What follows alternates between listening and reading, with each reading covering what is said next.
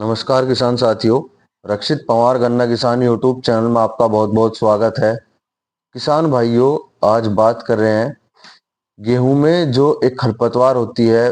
कई बार जैसे जंगली जई या और भी बहुत सारी खरपतवार हैं, नीला फूल, ये ज्यादा हो जाती है, रूस जिसे बोलते हैं। कई सारे ऐसे खरपतवार हैं जो गेहूं की फसल में ज्यादातर देखने को मिलते हैं। आमतौर पर किसान भाई इस पे 240 कर देते हैं, जिस वजह से गेहूं की जो ग्रोथ है वो रुक जाती है या ट्रिलिंग है वो कम रह जाती है। तो उसी के लिए एक नया प्रोडक्ट आया है, अडामा कंपनी का है। बहुत बड़ी नामचीन कंपनी है अडामा। इसका ये इमेक आया है किसान भाइयों, जिसमें क्लोडिनाफॉफ और मेट्राबुजिन दोनों का मिक्सचर ऑफ कॉम्बिनेशन परसेंटेज के अकॉर्डिंगली दिया हुआ है। इसका एक पाउच एक टैंक में लगता है 20 लीटर पानी में। इसके किसान भाई इस्तेमाल कर सकते हैं। पहली कोरन से पहले पहले इसकी स्प्रे की जाती है। इसमें ध्यान रखने की बात किसान भाइयों यह है कि ये आप रिपीटेशन में ना करें। किसी भी प्लांट पे अगर आपने दवाई लगी है तो दोबारा रिपीट ना हो।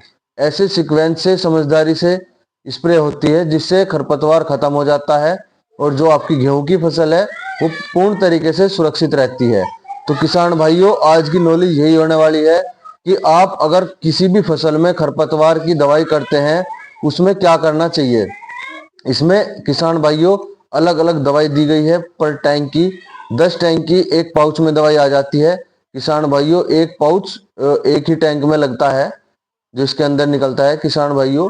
इसमें जो रहता है ऐसे दो टेक्निकलों का जो परसेंटेज है, क्लोडिनाफॉफ और मेट्राबुजिन, इन दोनों की परसेंटेज को कम करके दोनों को मिक्स करके ये बनाई गई दवाई है। इसमें बहुत आसानी से आप खरपतवार खत्म कर सकते हैं गेहूं की। जो भी अगर आपको लग रहा है उसमें कम खर्च में ज्यादा फायदा हो सकता है, नुलाई की खर्च ज्यादा आ जाता है किसानों का, तो उससे बचने के लिए आप इसका इस्तेमाल कर सकते हैं। इसकी जो मैंने बताया आपको, स्प्रे दोबारा रिपीट ना हो। जहां एक बार होगी वहां दोबारा नहीं होनी चाहिए। बिल्कुल सेपरेटली इसमें स्प्रे लगेगी, तो काफी देख करके इसमें स्प्रे करनी है। और किसान भाइयों मैं बता दूं आपको, जैसे आप अभी फिलहाल जो मौसम चल रहा है, नवंबर का मंथ एंड है, तो इसमें आपको स्प्रे जो करनी होगी वो अर्ली करनी होती है, मतलब पहली कोरन से पहले ही। गेहूं की अगर फसल आपकी 25 से 30 दिन की होगी है तो उसमें 35 दिन तक भी आप इसको स्प्रे कर सकते हैं। उसके बाद में किसान भाई स्प्रे ना करें।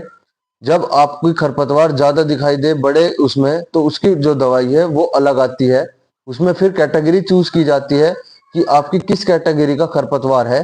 वो सकरी पत्ती मतलब बारीक पत्ती का है या चौड़ी पत्ती का है, तो उस पत्ती के अकॉर्डिंग से ही फिर उसमें दवाई लगती है। जैसे जो चौड़ी पत्ती के घास होते हैं उसके लिए मैट सल्फोरान आता है, जो किसान भाइयों बहुत कम डोज उसकी लगती है, 6 ग्राम।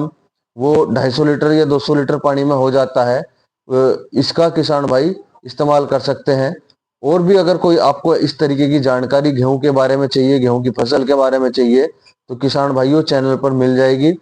चैनल को सब्सक्राइब जरूर कर लें और वीडियो में कमेंट करके बताएं किसान भाई कि आपको ये नॉलेज कैसी लगती है। और भी हम नई नई बातें आपसे करते रहेंगे चैनल के माध्यम से। जैसे आज हमने बताया इमेक के बारे में, जो ऐसा हर्बिसाइड आया है हमारे बीच में। बहुत ही कम किसान इस इमेक को जानते होंगे, लेकिन ये एक बार अगर आपने इस्तेमाल किया तो काफी अच्छा आपको इसका रेस्पॉन्स देखने को मिलेगा। इसकी देखभाल का ही, स्प्रे करने के समय देखभाल का जरूरी है। इसलिए किसान भाइयों, अगर आपको कोई भी कंफ्यूजन रहता है तो वीडियो में हमारा कॉन्टेक्ट नंबर भी है, उस पर कॉल करके भी आप जानकारी ले सकते हैं कि आपको कोई भी कंफ्यूजन है तो उसको क्लियर कर सकते हैं ऑन कॉल भी। इसी तरीके की किसान भाइयों आपको सारी जो जानकारी है वो रखनी चाहिए। इसीलिए हम आपको वीडियो के माध्यम से नई नई जानकारी देते रहते हैं।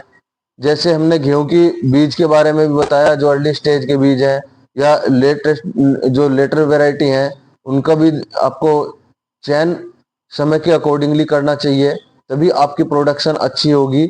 और पूरी देखभाल इसी को भी बोलते हैं किसान भाइयों कि आपकी फसल में कोई भी जंगली घास ना हो, जिससे पैदावार में फर्क पड़े, जो उसकी ट्रिलिंग है वो कम रह जाए, जिससे जो गेहूं की गुणवत्ता है वो कम हो सकती है।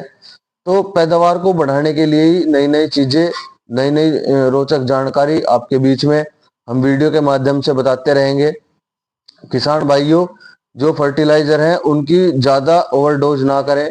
काफी किसान भाई जो कुछ कमी दिखाई देती है वो फर्टिलाइजर से ही या मिनरल मिक्सचर से, माइक्रोन्यूट्रेंट से पूरी करने की कोशिश करते हैं। उसमें ओवरडोज भी कई बार हो जाता है जिससे फसल रुक जाती है। तो कोई भी ऐसा न्यूट्रेंट या फर्टिलाइजर आप अपनी फसल में बिना सलाह के, या आपको उसके बारे में प्रॉपर नॉलेज होनी चाहिए कि इसकी क्या डोज रहेगी, क्योंकि बहुत नाजुक फसल मानी जाती है गेहूं की, ये जल्दी से सहन नहीं कर पाता कुछ भी। तो इसके अकॉर्डिंगली डोज डालें। और जो सुबह का मॉर्निंग का समय होता है किसान भाइयों, उस समय आप सल्फर ना लगाएं।